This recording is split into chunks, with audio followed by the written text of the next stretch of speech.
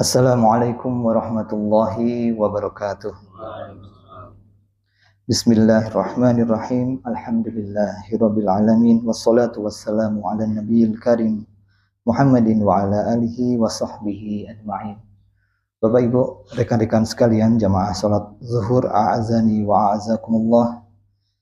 Insyaallah taala kembali kita akan melanjutkan kajian singkat kita di kesempatan bulan Ramadan ini, melanjutkan menikmati faidah dari kisah terindah, mengambil pelajaran, mengambil ilmu dari penjelasan para ulama kita terkait dengan tafsir surat Yusuf. Ya, dan kita masih berada di ayat yang ke-8 dan ke-9. Silahkan bagi yang membawa mushaf bisa dibuka surat Yusuf ayat ke-8 dan ke-9, yaitu firman Allah Subhanahu wa taala yang mengisahkan bagaimana saudara-saudara Nabi Yusuf iri kepada Nabi Yusuf, sehingga mereka merencanakan sebuah perbuatan yang sangat buruk, yaitu membunuh adiknya itu atau membuang ke tempat yang jauh agar perhatian dari ayahanda mereka tidak lagi tidak lagi diarahkan kepada Yusuf, tapi menjadi ke arah mereka. Seperti itu yang mereka rencanakan. Dan itu merupakan salah satu bukti buruknya hasad, buruknya iri. Seseorang bisa melakukan hal yang sangat jahat karena sebab hasad. Dan kemarin kita sudah sampaikan juga bahwa di antara kisah yang sering dibawakan untuk menjelaskan bahayanya hasad adalah Abu Jahal yang tidak menerima dakwah Nabi Shallallahu Alaihi Wasallam. Padahal Abu Jahal tahu Nabi Muhammad tidak pernah berdusta, tetapi karena hasad Abu Jahal tidak mengikuti Nabi Shallallahu Alaihi Wasallam. Dan pada kesempatan hari ini kita akan bawakan satu lagi sebuah kisah tentang buruknya hasad. Dan ini adalah kisah yang menjadi awal mula semua keburukan. Keburukannya bersumber dari satu sosok ini yang dia hasad, yaitu hasadnya iblis kepada Adam alaihissalam.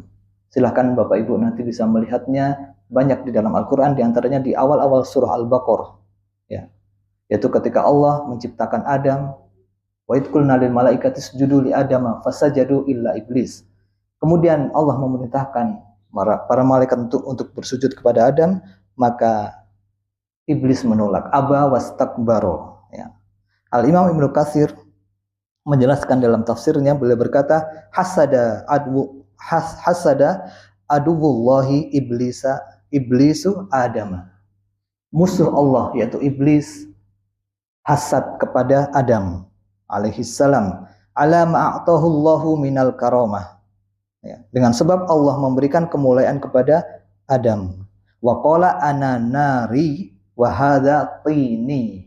Dan iblis berkata, aku itu dari api, sedangkan yang ini dari tanah. Adam ini dari tanah. Dia merasa lebih mulia daripada Adam. Wa kana bad'udz dzunubil al-kibru, ya. Dan awal mula dosa itu berawal dari kesombongan, yang itu ada pada diri iblis. Istakbaro aduwullahi an yasjuda li Adam alaihissalam. Dia enggan bersujud kepada Adam sebagaimana itu perintah Allah Subhanahu wa taala. Dan pelajaran sedikit bukan terkait dengan hasad, ya, tapi ini bukan menunjukkan bahwa iblis itu bertauhid kepada Allah. Karena ada yang mengatakan bahwa itu iblis beriman, kan iblis tahu bahwa dia diciptakan oleh Allah. Keyakinan yang seperti ini dan berhenti hanya di sini tidak akan memberikan manfaat. Iblis tahu bahwa dia diciptakan oleh Allah. Kan dalam ayat lain iblis berkata, khalaqtani min nar wa khalaqtahu min tin. Ya Allah, Engkau ciptakan aku dari api. Berarti iblis kan tahu penciptanya adalah Allah. Tetapi jika dia berhenti di situ dan tidak melanjutkan dengan konsekuensi dari keyakinan tadi berupa ketaatan kepada Allah, maka keyakinannya tidak bermanfaat. Oleh karena itu siapapun yang meyakini aku diciptakan, aku punya pencipta, tapi kemudian dia tidak melanjutkan keyakinannya itu dengan taat kepada penciptanya, maka tidak memberikan manfaat keyakinan tersebut. Itulah tauhid rububiyah yang harus diikuti dengan tauhid uluhiyah. Dan kembali kepada kisah Adam tadi, dengan sebab iblis hasad kepada Adam, maka kesombongan itu muncul. Karena iblis merasa tersaingi. Dan dari sanalah bermula permusuhan antara iblis dengan Adam dan anak keturunannya sampai saat ini.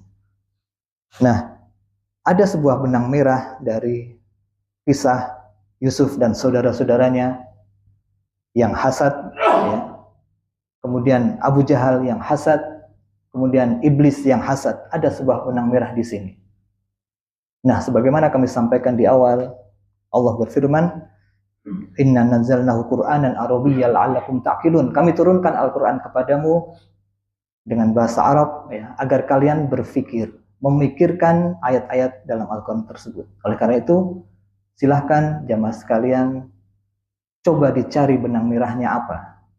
Dari 3 kisah tadi, hasadnya saudara-saudara Nabi Yusuf kepada Nabi Yusuf, hasadnya Abu Jahal kepada Rasulullah SAW, dan hasadnya iblis kepada Adam. Ada sebuah benang merah di sini yang jika kita memahami benang merah tersebut, semoga itu memudahkan kita untuk terhindar dari penyakit hasad.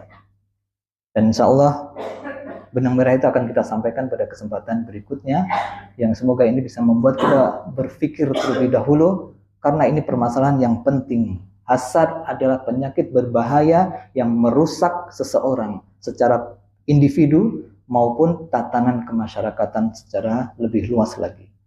Ketika kita takut dengan COVID, ketika kita menghindari virus-virus berbahaya agar tidak terkena pada diri kita, tidak menyebabkan bahaya dalam hidup kita, demikian juga dengan penyakit-penyakit hati yang itu jauh lebih berbahaya jika tidak dilakukan tindak lanjut dan pengobatan terhadap penyakit-penyakit hati tersebut. Demikian, semoga bermanfaat. Wassallallahu ala nabiyina Muhammad. Jazakumullah khairan. Terima kasih atas perhatian Bapak Ibu sekalian. Wa barakallahu fikum. Wa akhiru da'wana alhamdulillahi rabbil alamin. Assalamualaikum warahmatullahi wabarakatuh.